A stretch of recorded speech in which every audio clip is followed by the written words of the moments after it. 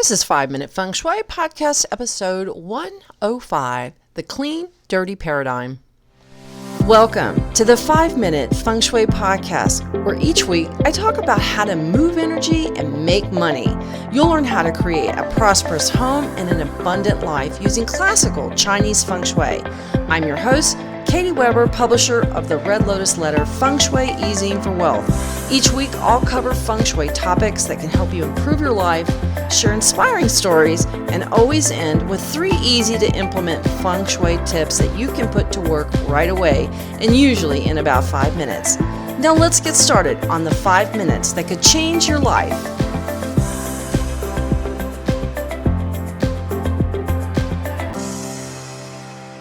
Hello there, and happy Monday to you. Now, of course, you might be listening to this on a Tuesday, maybe even a Sunday, but for me, it's Monday, and I'm recording this today at the first of the week because I am working on my Feng Shui forecast for 2021, the year of the ox, and it is a lot of work. And so what I try to do is get all the other work that I need to have done finished up on a Monday so that I can work Tuesday through Sunday working on my Feng Shui forecast. And that is something I've done. Although yesterday on Sunday, I did take the day off and had a really nice afternoon with my husband doing a little shopping and bought some plants at the gardening center. So I'm looking forward to having a little break away from my computer later this week and working in my garden.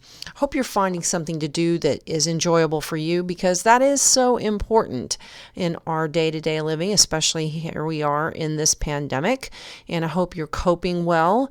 That is something that I want to talk about with you today, is about a coping mechanism. And it's kind of a little bit of a repeat of an earlier podcast I had done about a clean house is a lucky house. Because what I have found was when I work with clients and I hear a lot of how they feel sort of out of control because of the pandemic, or they feel despondent, maybe some depression might be kicking in. And this is something it's a real thing.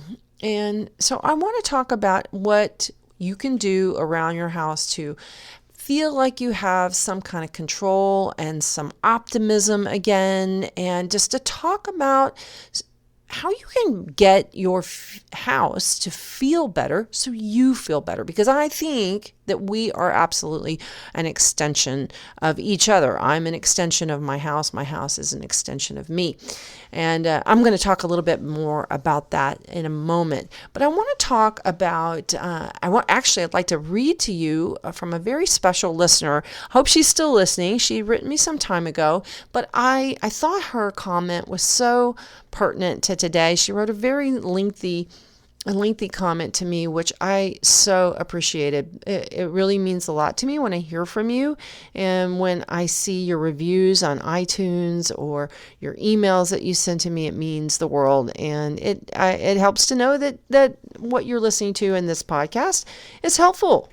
And that's really the whole goal, is to give you some ideas, be a friend, just someone talking to you. And in fact, that's what I try to do, is talk to you as a friend. Not as someone pontificating in a microphone, but just to talk to you about life, about my life, and because I certainly share those details with you, and also about my home and your home.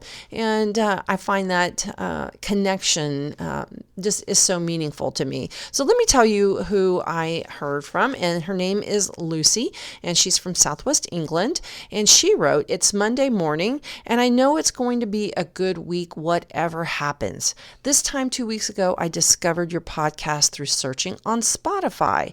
I was captivated immediately, and I've spent my time digesting the information and have begun implementing changes. I want you to know that your work has lit a flame in me. It's a wonderful thing to me that learning is a lifelong thing, and it's truly a gift to have found your podcast. I'm excited for the changes to come, but I already have this sense of purpose and hope that feels revolutionary. Thank you for all that you do. I especially love how you take time at the end of each episode to reach out and say kind words to your listeners. That gets me every time. You're a lovely person. I wish you ever-growing happiness. Best wishes for the week ahead. Kind regards, Lucy from Southwest England. Well, Lucy, your words mean the absolute world to me, and so thank you for writing that very personal email that you did.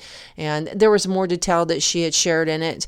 But to me, what I found so wonderful about her note was that is that she's seeing that by making these changes around her house, everything from replacing burnout light bulbs to getting a new mattress and new beds and all the changes that she's making, life is feeling different and she's feeling different. And that's what I want to talk with you about today in today's episode of Clean and Serene, because I do think that makes a difference to our lives and how we feel. And especially if there's anything we need now, especially now in this pandemic, is some serenity. No doubt about it.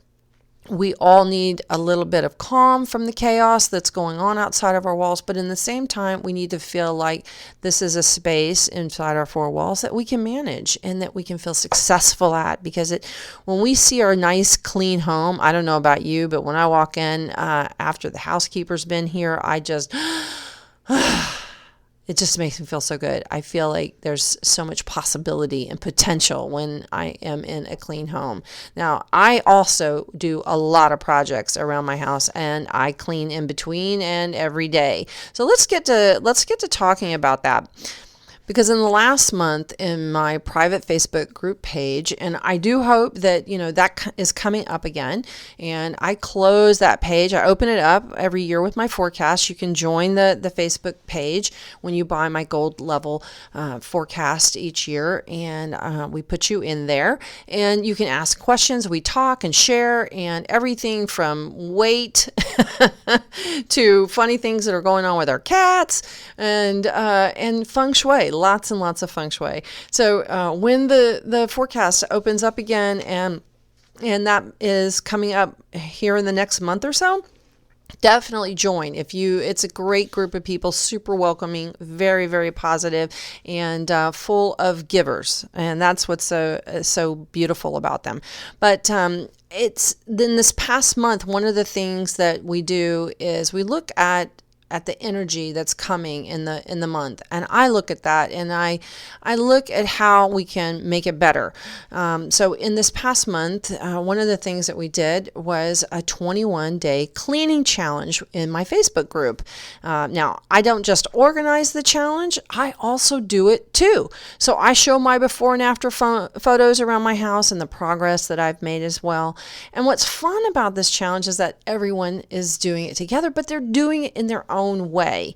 But we're working on our homes as a group and showing each other what our progress is, and it is so inspiring. And I don't know about you, but right now I need a heaping helping of inspiration, and I'm trying to give that to you with this podcast and with these tips and ideas, because sometimes the tank gets a little low and we start running on E when inspiration starts waning, and hopefully this will give you a little bit of the jumper cables on inspiration.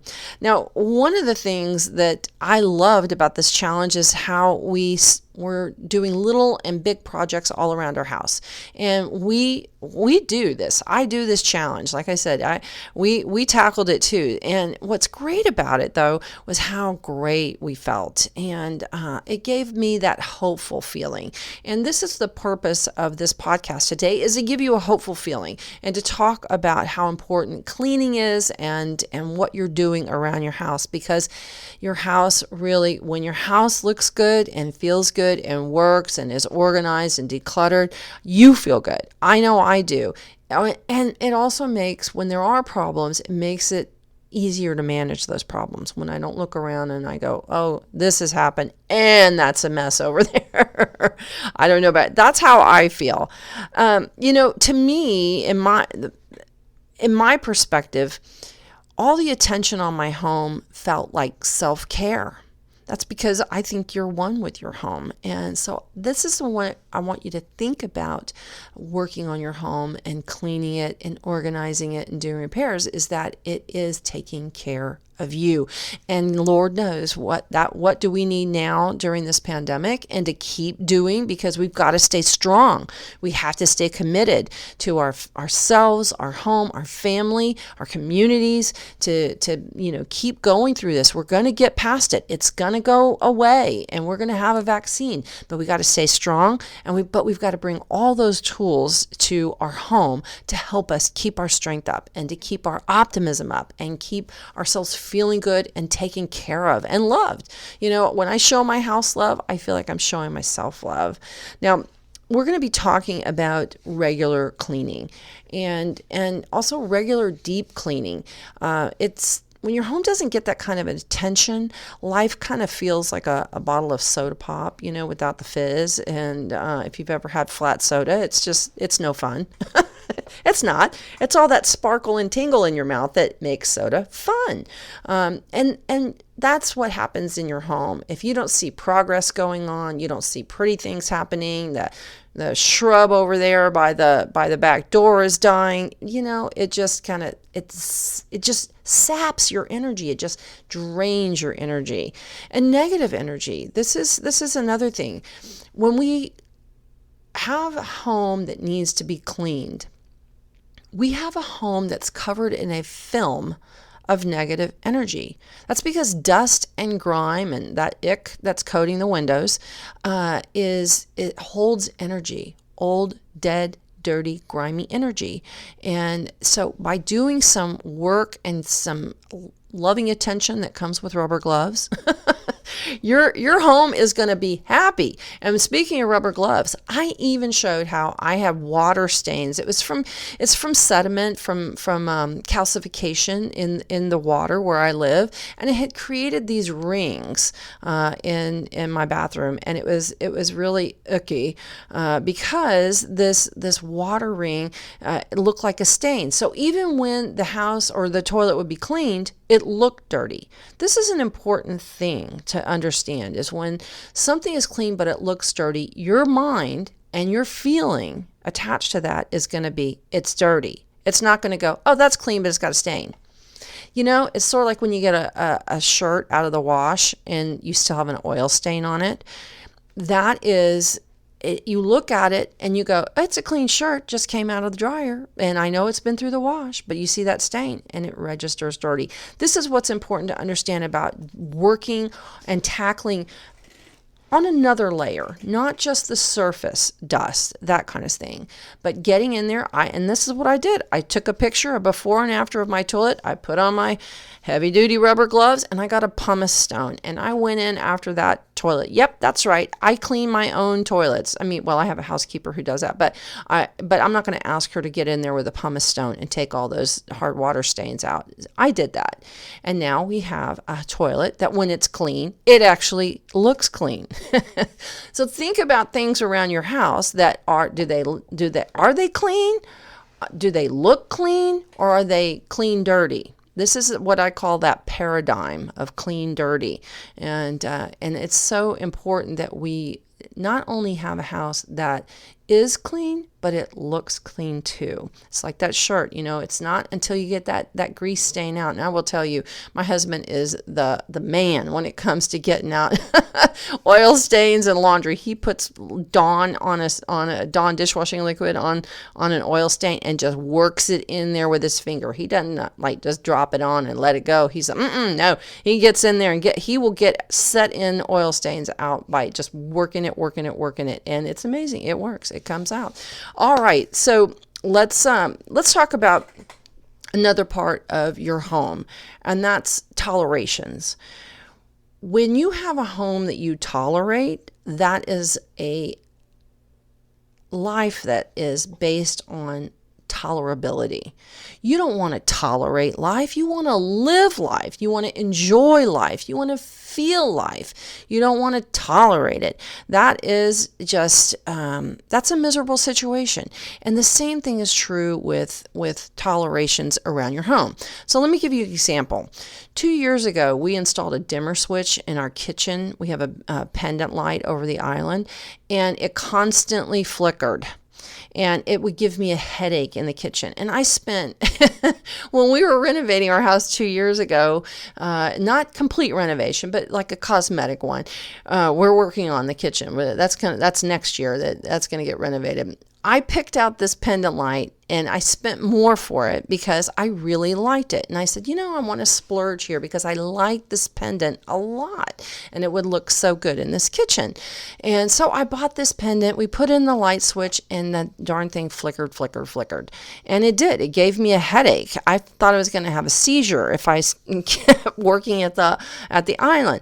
So even though I loved this light fixture, I wasn't using it because the bulbs were flickering, and this is not something that I wanted to not use. And of course it lit right on the island, so I wanted to have that light as well because I cook a lot.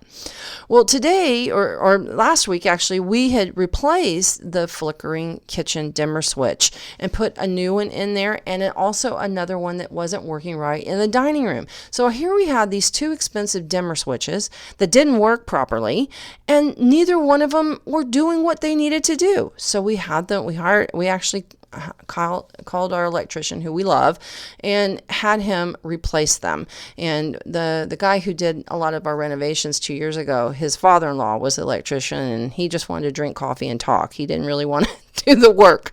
And so we found another electrician who we love, and he did a great job, and he replaced them. And now I love how our dining room, the dimmer switch, works properly, because at the time the dimmer switch took the light from 75 watts to 70. I mean, that's not dim. And so that didn't work, and then the one in the kitchen just flickered. Now they both work. And I love them. I love to sit at the dining table in a muted light. It feels romantic. And Tim and I have date nights. And I also love working in the kitchen when I have task lighting right over me in the island, and my pretty light fixture is working as it should. Which brings me to you. What in your home are you tolerating? And what can you do to fix the situation so that it doesn't take a toll on your energy? When you work on the things in your home that are draining your energy, every time you walk into that kitchen that has the cabinet that sticks or creaks, or the hinge doesn't work right, you get annoyed. And that is something that takes your energy away. It downgrades you. And if you have enough of those things going on around your house, are you going to be in a happy state? Are you going to be in a state of acceptance and abundance and love and joy and where you feel good? No, of course not. You're going to feel less than. And that's the importance of fixing these tolerations and fixing the things in your home that are not working well, that don't look good, that don't feel good, that make you less than, or your energy, it brings your energy down. We've got to give our heart a leap when we look around, and when we have a house that's in good working order, it gives our heart a leap. Now let's talk about the importance of clean. I am absolutely a firm believer that a clean house is more than a luxury. It's really a necessity. And if there's anything that we learned in this year of the pandemic, we have learned how vital cleaning is, and how being clean can actually be life-saving. From wiping down doorknobs to frequently washing our hands, we've learned that how we clean and how we keep ourselves and our spaces clean can be a matter of life and death. But cleaning isn't just something for serious dirt and grime problems. Now, when you see a home with hoarders, it's not hard to understand how all that stuff directly impacts anyone who lives in that home. And most people don't suffer from hoarding, of course. They suffer what I call the clean, dirty paradigm. That's when the house, and I touched on that a little bit earlier, and that's when the house looks neat and tidy, but on closer inspection, it's actually grimy and nasty. Lift up a rug or look a little closer in the bathroom, and you're going to see some serious ick. Now, as a home buyer, so Tim and I were searching for a home 2 years ago. As a home buyer and a feng shui consultant, I can tell you that this is actually a more common issue in today's homes than you might imagine. The problem with neat homes is that they're actually dirty, and that old energy is trapped in the grime and the dust and the hairballs and the dirty windows, and this is stagnant energy. This creates blockages and a feeling of being stuck or making minimal progress in life. So even if you keep your home neat, it needs regular cleaning and scheduled deep cleaning, such as at the spring and the fall seasonal changes. When you see dirt and grime on the windowsills, or you see ground-in dirt in your carpets, or the grout in your tile, your floor tile is dark or stained and grimy, or maybe even a bathroom that needs a good scrubbing, it weighs on you. And over time, there can even be a musty smell that accompanies that ick. And that, once you start going from having dust and grime, then you start developing a smell, and that's when your house begins to lean toward a yin state. And that is a house that is in a negative or an energetic deficit. You don't want that, because we know from Newton's law that a thing in motion stays in motion. Whatever motion that is. If it's a backwards motion, do you ever know people that they start having problems in their life and then it's like a cascade of problems? That's because it's Newton's law. A thing in motion stays in motion, whether it's backwards or forward. So we've got to keep pushing forwards, right? And we do that by regular cleaning, regular deep cleaning, that kind of stuff. Now, worse still, though, is a dirty house will hold you back. So even trying to ignore the stain or the scuff on the wall or a stain in your carpet pulls your energy down. Have you ever done that? Like, oh, I'll get to that later, or oh, I know that's got a ding on the paint, on the trim paint, or you see a stain in the carpet and you just pretend I'm just going to ignore that. And then what happens is you feel your energy sliding. You feel that drain on yourself. That's why you got to tackle it, right? You've got to tackle it. Now let's talk about another example of the clean, dirty paradigm. This is when something looks dirty, but it's actually clean. So I told you about my toilet. So earlier, how I had a clean toilet. The housekeeper would clean. She'd just leave, and then I would go in and I'd see that, and I go, but it looks dirty. Even though it's actually cleaned, and it's just water sediment, I got in there and I cleaned it so that it not only did it was clean, it looked clean. It's really important that we do that. It doesn't matter if it was clean, if it looks dirty. It brings down your energy. Your energy and the energy of your home flows where your eye goes. And if your eye goes towards something that isn't clean or doesn't look clean, it brings your energy down with it. Cleaning thoroughly and consistently means your house is clean and it looks clean too. So seeing clean when you enter your home helps you attract growth and opportunity and keeps your energy level up. So what does it take to have a clean house? Well, consistency. Ironically, the less a house is clean, the more work it takes. So if you don't stay on top of your house, the house will be on top of you with stuff piling up. And let's not forget about the dirt and dust and grime that piles up too. So look around. Is your outer life experience mirroring your inner home experience? Think on this. A house that's neat but not cleaned is a house that's just getting by. And that represents a life that's just getting by, not truly flourishing. Just remember that dirt and dust equals stagnant and stuck. So if you've got dust bunnies the size of Great Danes, it's time to get to work.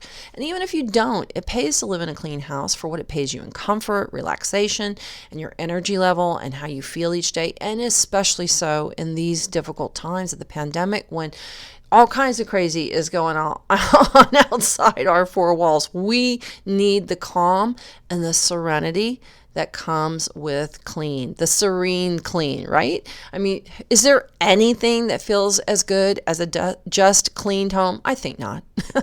So really important that we work on that clean, dirty paradigm, that our house not only looks clean, but it is clean. And when it is clean, it looks clean. So important that we don't want to have stuff scattered everywhere, but it's clean. It's not dusty.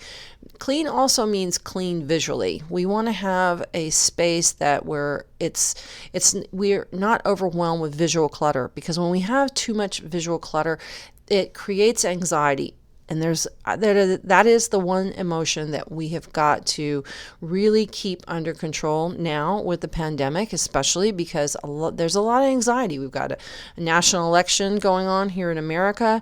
That's got people kind of anxious, and the rest of the world too, because many times what we do ripples out. And by that same token, what China does and Australia does and UK does and France and Russia and all the countries in the world do ripples and affects us all. So we all have to look out for each other, right? So let's think about what you can do to make your home a serene clean. Well, I'm going to leave you with today's 3 tips for a clean and serene home. Number 1, tackle the things that bother you first. And this means eliminating tolerations. We don't want to have a tolerable home. We want to have a home that gives us energy and lifts up our energy. Number 2, do regular deep cleaning. It's so important that you do that. That means, the hard stuff like windows and chimneys and ovens and vacuuming mattresses and vacuuming under the cushions and the sofa, that kind of thing. Even getting out that tool, the tools that came with your vacuum cleaner. Do you ever see those? Get those out and work on those lampshades that have dust on them. It's really important. Number 3 is consistency. Keep a cleaning schedule. Do it regularly. You will be so much happier and feeling so much more in control, and you're going to open up opportunities for your life, and you're not going to feel like you're stuck or your life is stagnant. I hope you've had a nice, enjoyable listen today at 5-Minute Feng Shui. I've enjoyed talking with you. As always, leave a review if you enjoyed this episode. I always love to hear from you also. So if you feel like sending me an email, I'd love to hear from you that way too. And my special love goes out to Lucy in England. Thank you so much for listening, and thank you for your lovely words. Please keep me updated on how you're doing. I'd love to know how things have been since we last wrote. Take care, and I'll talk to you on the next episode of 5-Minute Feng Shui. I hope you enjoyed today's episode of 5-Minute Feng Shui. If you did, please be sure to share this episode with your friends on social media, and let's change the world one home at a time. For more Feng Shui information and inspiration, sign up for my free weekly Feng Shui Easy. Just drop by redlotusletter.com to sign up, and I'll be in your inbox every Wednesday. And if you like this episode, I'd love it if you left a review on iTunes. If you do, send me the screenshot of your review to katie@redlotusletter.com with iTunes review in the subject line, and I'll send you a free gift as my thank you. I'll see you next week on the next episode of 5-Minute Feng Shui.